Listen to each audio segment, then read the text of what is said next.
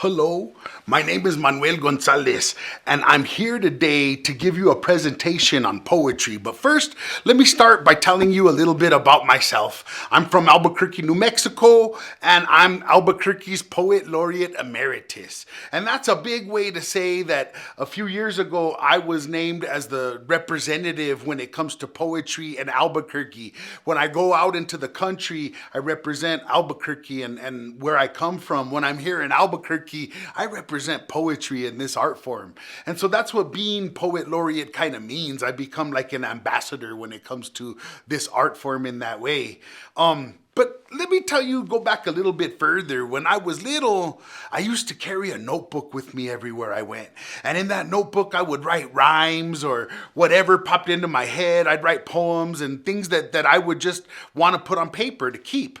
But I was afraid that my friends would make fun of me, so I kept that notebook a secret. It was something I never showed anybody, and I would just kind of keep it to myself because I was afraid that my homies would clown me for writing poetry or something, and so I didn't show them. But eventually I started to show them what I wrote, and then it'd be like my friends would start to act like, hey Manuel, will you write that girl a poem so that I could tell her that I wrote it, and then maybe she'll like me. And so I wrote poems to try to get my friends dates, and it didn't always work, but it was a good reason to write. I got older, and me and my friends, we got into hip hop. I was the beatboxer, and we would cipher, we would freestyle, we would bust rhymes from the top of our head right at that moment all night long, and it'd be like, and I'd provide the beat while my friends would bust rhymes, and it was cool. But for me, hip hop was like cotton candy. It tasted good and it was fun. It just didn't have a lot of the vitamins in it that fed me in that way. So I was always looking for that thing that fed my soul. And one day I accidentally wandered into a poetry slam. And I don't know if any of you have ever been to a poetry slam or even know what one of those things is, but a poetry slam is a competition. And the way it works is every poet gets up on the stage, they recite a poem that they wrote themselves, and every poem is judged on a scale from 0 to 10.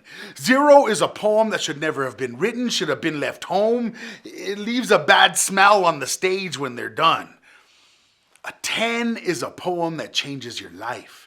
It changes your world. It makes you see colors that you never knew existed before. Now, sometimes I would get up on that stage and I would be so scared that my paper would be shaking, and I'd hide behind the paper to try to get through the poem. But when I got to the end, it was like I got tested by fire and made it out the other end, and so I was stronger. And that's what the poetry slam did for me. Now at the beginning I kept going, but I was losing. It was hard for me. I kept trying and I'd get low scores because I was nervous, I was scared, and I didn't really know how to recite poetry properly in that way. But I kept going back and I didn't give up, and I kept trying my best, and eventually I started to win. And since then I've been the Albuquerque Poetry Slam champ 4 times, and I was named the Albuquerque Poet Laureate in that way. And poetry's taken me all over the world. Now, I said all that to let you know kind of the background that I came from, but let me tell you a little bit about the kind of poetry that I do. See, when I was young, I was a knucklehead. When I say a knucklehead, I mean I used to think with my knuckles a lot, and I got into a lot of trouble. I got in trouble at home. I got in trouble at school. I got in trouble with the law, and it's not because I was a bad person. It's not because there was something wrong with me.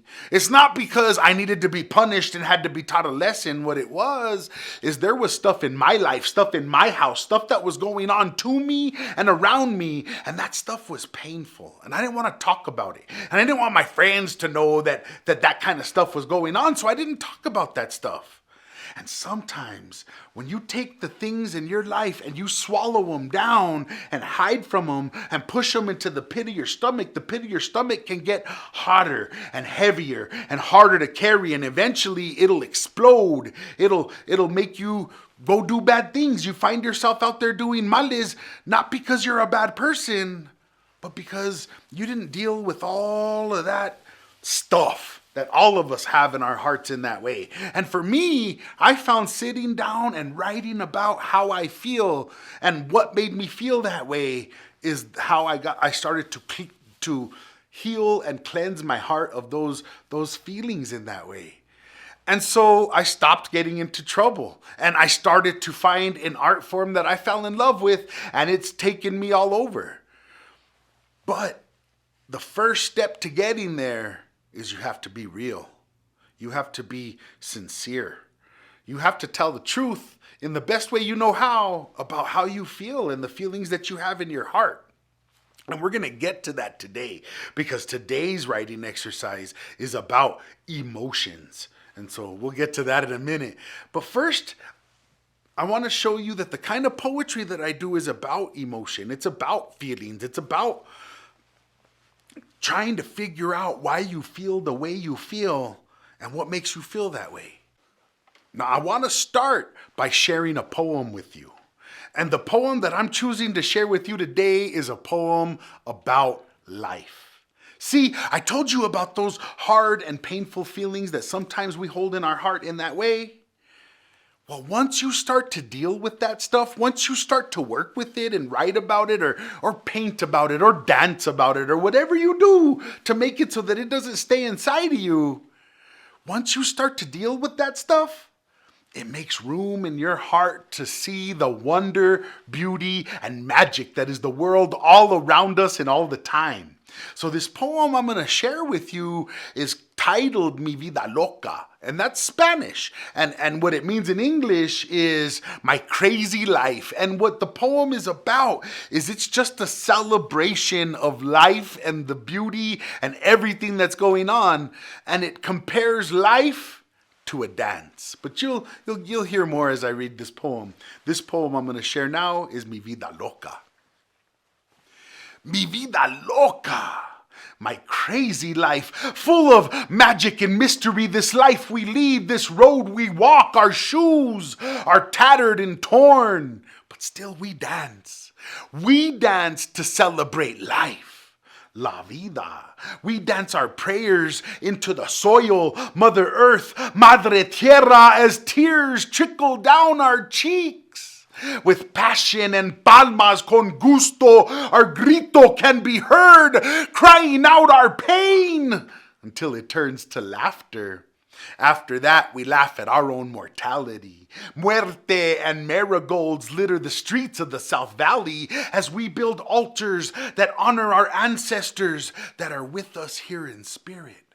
Finding silence in secret, sacred spaces, places where the river tells her tales, and cotton, it floats in the air like forgotten dreams.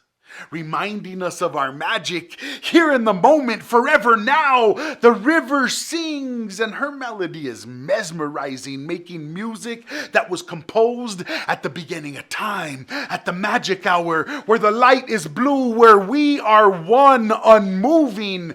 Together in this melody and rhythm, we dance, this vida, this life, full of locotes, this beautiful nightmare where we all bleed red and we all shed tears in secret. Together, we all cry alone, hiding the shame of our tears by avoiding eye contact because our eyes got big mouths and they'll snitch on you for the price of a glance.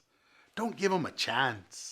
And don't get dizzy because spinning is part of the dance. Like a Sufi, our spirals spin inward and our suffering is a sacrifice like the scars on a sun dancer's chest. But we don't speak of the things that we take seriously and hold sacred, like santuario sand. Or a sage smudge stick sitting on an altar next to pictures of people in need of prayer. Metaki oasin, all our relations with gratitude. We give thanks for this life, this vida, this brief moment where our little light shines for less than the blink of an eye in the dream of time. And we awaken to find lagañas in our eyes, reminding us to bring back the signs and symbols from our dreams, the flowers in song, the flor y canto, the In Shoshit, in Siwat, the realization and contemplation, the sacred geometry and cosmology, our hope for the future. Our grandchildren's songs that we're learning to hum today. Today we inherit the legacy of opportunity. Every morning the sun rises and we get another opportunity to feel this rhythm and dance, this vida, this awkward waltz with our shadows, this beautiful ballet of balance where we keep the ballerinas on their toes in this intense tango of terror and delight, two-stepping with La Muerte to the last song at the end of the night before the early bird begins to sing and we hear the world become washed in that blue light before dawn, the delicate light of an infant day, where we get another opportunity to shine, another moment, another chance to dance. Thank you.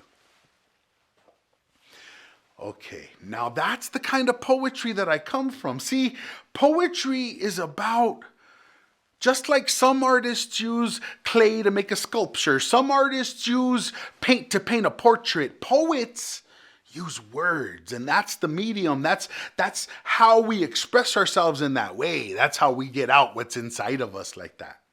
Now today, you and me, we're going to go on a long journey, and that journey is going to be full of feelings, or at least one feeling.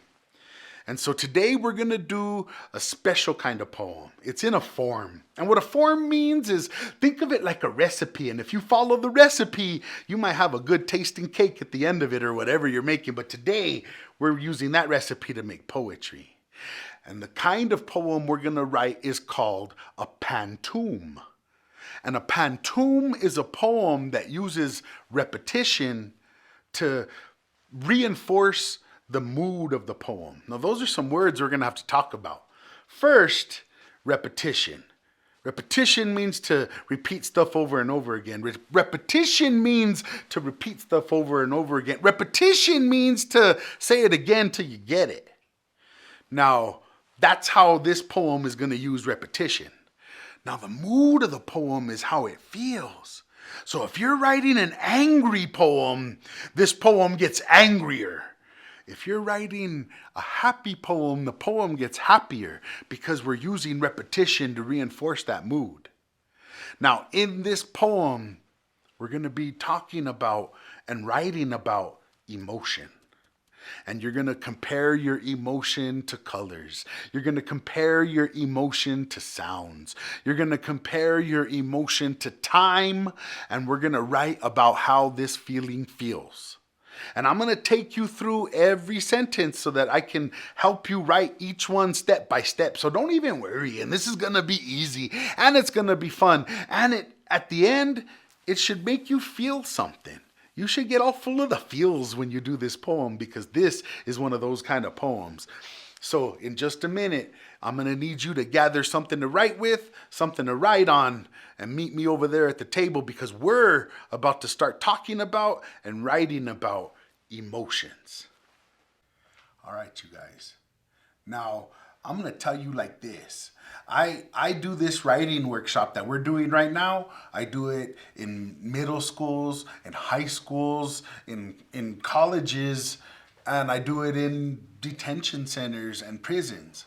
Now, what I'm going to ask you to do, sometimes I go into a room and there's some hard vatos in there, some mean guys in there, some tough guys. And I'm going to have to ask them, all right, guys, please put your feet flat on the floor as close as you can to doing that. And then I want you to breathe with me, because today we're going to get all full of the feels. Today we're going to write something that's real, and it might kind of hurt a little bit. It might be a little uncomfortable, but it's going to create something beautiful. So I'm going to invite everybody to sit like this with me. Try to sit up straight, and please breathe with me, in through your nose and out through your mouth. Do it again. Now, what I want you to do is look inside yourself. And I want you to find in your heart the name of an emotion. Now, This emotion is an emotion that you feel, that you know what it feels like so much that you'd be able to write a couple sentences about it. I want you to think of the name of an emotion. Some positive emotions are like love or joy or excitement or integrity or respect. I've heard all kinds of cool ones, but whatever emotion you choose, it's okay. Now, there's some negative emotions we can write about too. Like if you want to write about anger or depression or sadness, anything. What I'm asking you to do right now is to breathe deeply and try to find the name of an emotion that you want to write about. Now, I'm going to ask you to please keep breathing like this. While I go through the beginning of what you're about to write, I'm going to tell you what to write in the first 4 sentences. And don't worry, I'm going to virtually hold your hand and show you exactly what I want you to put on the paper. Because today, we're going to write a special kind of poem called a pantoum. What a pantoum is it's a special kind of poem that uses repetition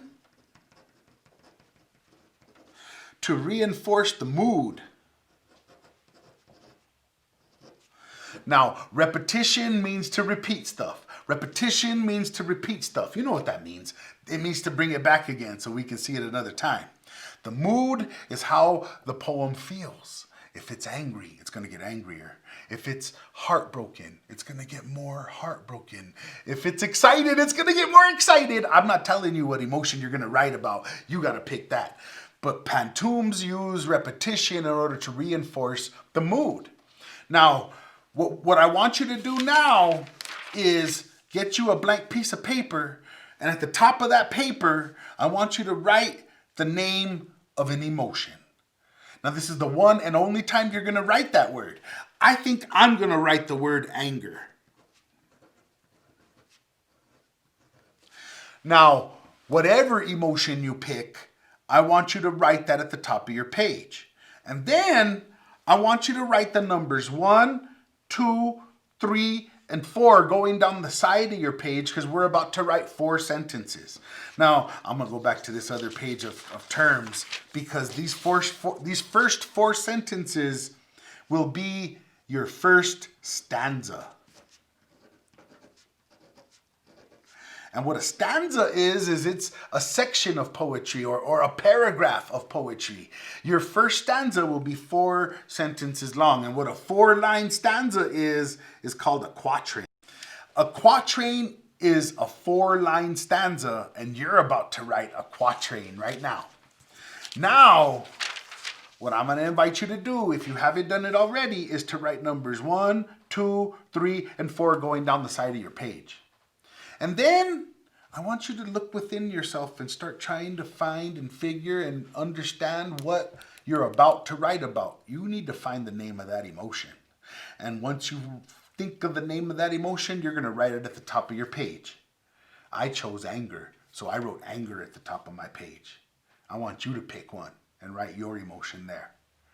Now, I want you to just relax. We're not even writing anything right now. I want you to listen to what I'm asking you to do because you might change your idea from what you want to write about until I'm done with this little explanation right now. So if you change your emotion before you start writing, that's okay too. Because sometimes I might start out thinking I'm going to write about anger, but by the time we get to the done with this whole explanation, I think, no, I think I need to write about love today, and we're going to write a love poem. I don't know what you're going to write, but we're going to get there. Now, the first sentence I want you to write is a definition. Now, when I say a definition, don't get all scared. No, I don't want what the dictionary says. That's not what I'm asking you to do. I want you to tell me what that emotion feels like to you. But I do not want you to use the name of that emotion again. Once you pick it and write it at the top, don't write it again. Try a way to describe it without saying that word. So if I'm writing that first sentence and my first sentence is about anger, I want to tell you what it feels like to me. I'm going to write punching the wall.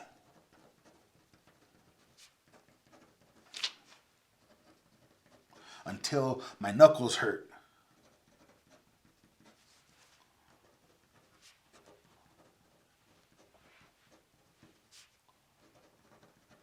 Now, when it's time for you to write your sentence, I want you to tell me what it feels like to you. Like, if you're writing about love, it could be that moment when my mom hugs me and makes me feel better after I fall down and hurt myself. Or maybe joy is the sun shining on a warm day and there's a song in my mind and a spring in my step. Or maybe depression. I woke up this morning and the sun wouldn't shine and the shadows follow me everywhere I go and all I want to do is hide. I don't know. Whatever you're going to write, all you have to do is give me a sentence of what it feels like to you. Now, I want you to pause the video and write your sentence. Okay, you wrote a sentence about what it feels like to you. The second sentence is color. Now, I want you to compare your emotion to a color. For instance, if I was writing about anger, I'm going to write red is a stop sign.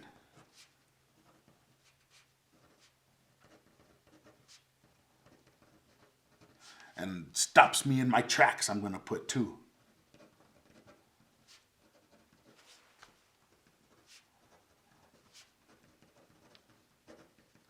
Now, I want you to think of a color that you see when you feel your emotion. Or maybe it's a color that resembles your emotion. Because for me, happiness could be a beautiful blue sky. Or depression can be the darkness that I just can't escape.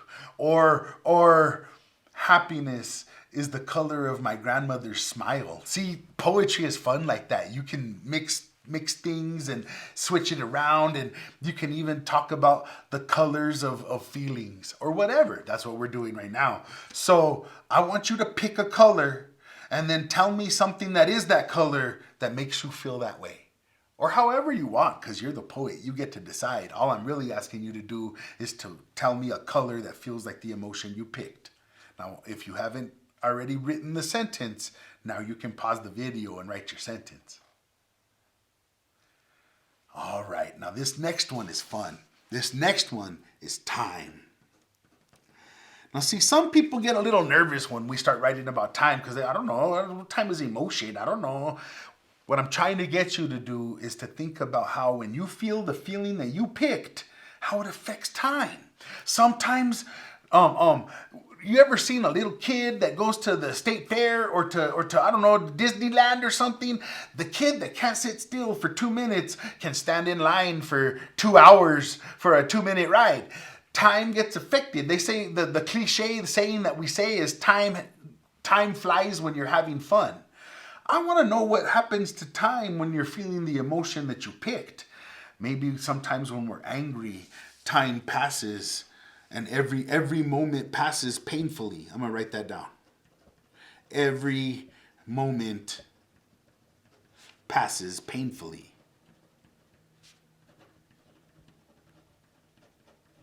That's my time sentence. But I want you to tell me how it feels, how time is affected by your emotion.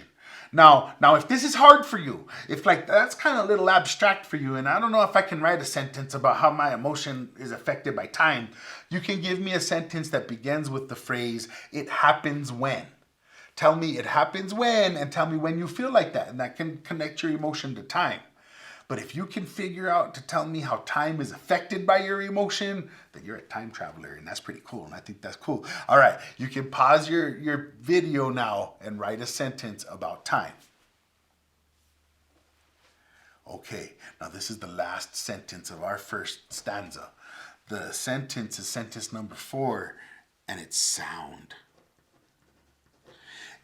I'm going to put cars crashing, metal bending,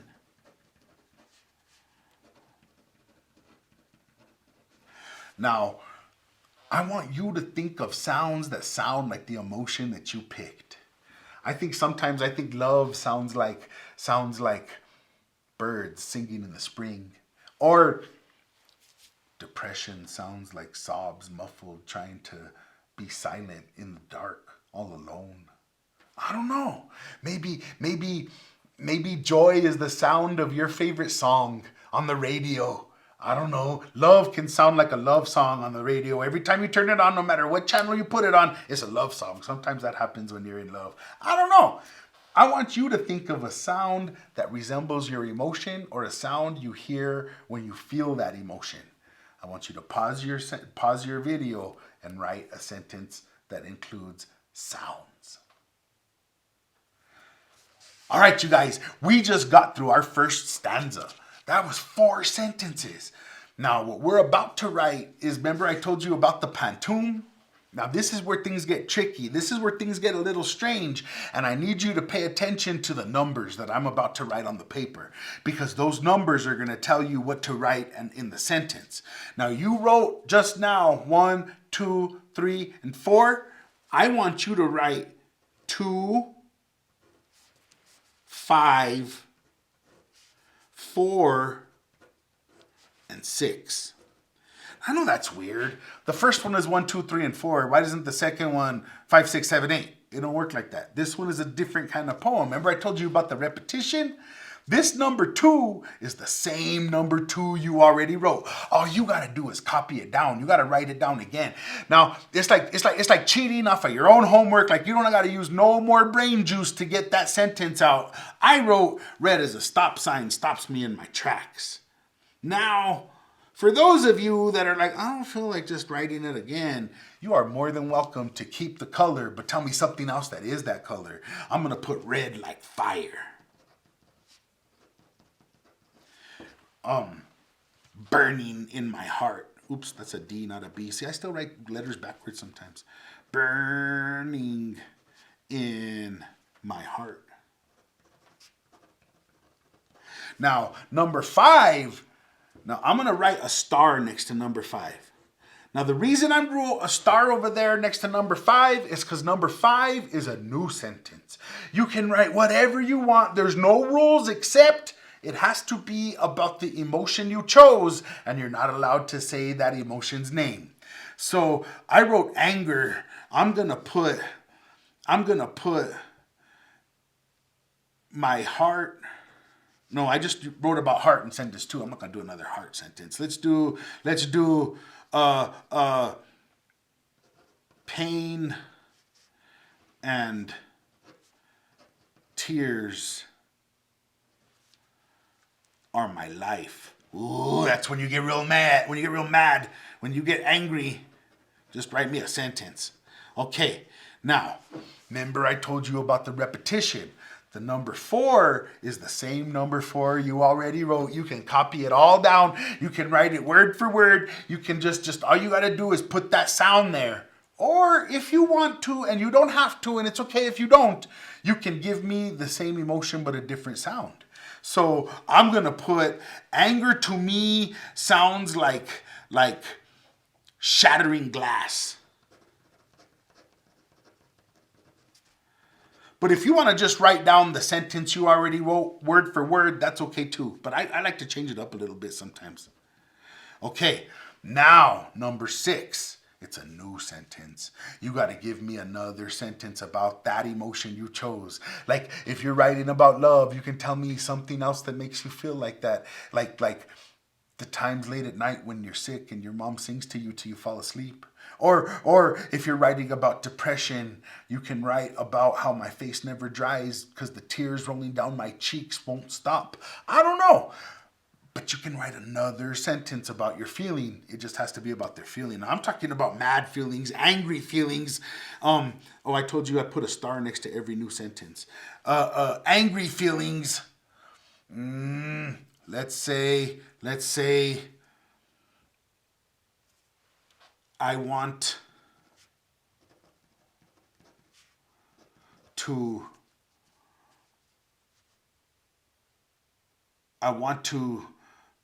say what hurts, but I'm afraid.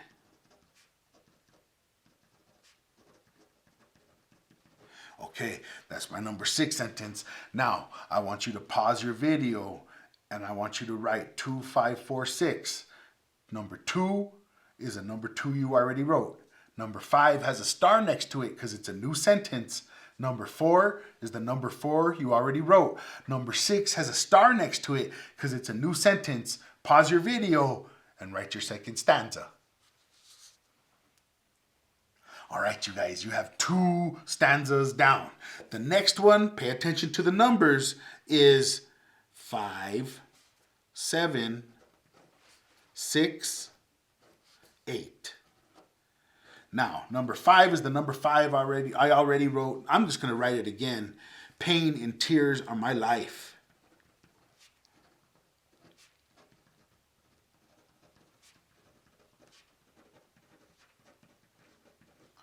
Now, number 7, I'm going to write a star next to number 7. You guys remember why I did the star? It's because it's a new sentence. Now, something else that makes me mad. I see injustice all around me. Okay, that's my number 7. Now, number 6 is the number 6 I already wrote. I'm a little tired today. I don't think I have enough brain juice for that one again, so I'm just going to copy down what I already wrote. And I wrote, I want to say what hurts, but I'm afraid.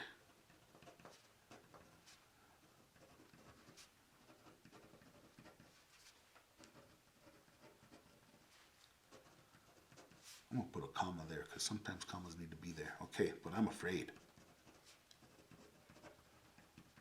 Now, number 8 has a star next to it. It's a new sentence about what makes me mad. I'm gonna write hungry children.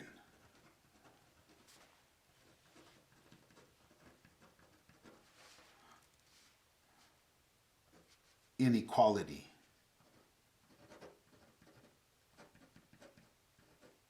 Ignorance. And we got to get a good one.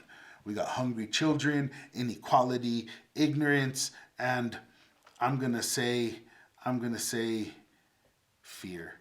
Because you know what? Sometimes it's just because we're afraid. It's not because we're bad people that people act like that. All right, you guys. You're just about ready to pause your video and write these 4 sentences. Number 5 is the number 5 you already wrote. Number 7 has a star next to it because it's a new sentence. Number 6 is the number 6 you already wrote. And number 8 has a star next to it because it's a new sentence. Now pause. All right, you guys. Now it's time for our very last stanza. I know you've been using a lot of brain juice and it's been hard, and like you put a lot of heart into what you just wrote, and it's like, oof, we've been doing this a lot. Well, this is the last one. And the last 4 numbers, now pay attention to the numbers because the numbers are important, are 7, 3, 8, and 1.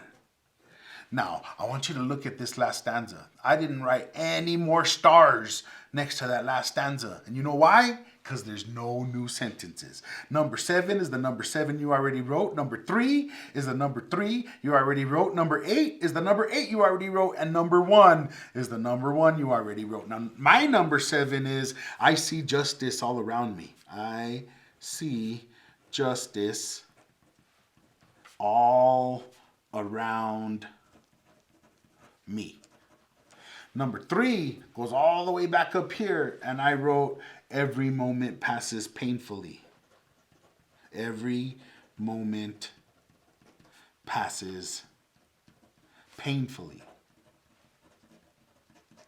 Now this number 8 is the number 8 I already wrote, and that one I just turned into like a list of things that make me mad, and I wrote hungry children. I wrote hungry children, inequality. I wrote hungry children, inequality, ignorance, and fear. Now, what's cool about this next sentence is it's the number one sentence, and what that does is that makes like a circle out of your poem, because you're gonna end your poem with the same sentence that you began your poem with. And I began the poem with punching the wall till my knuckles hurt.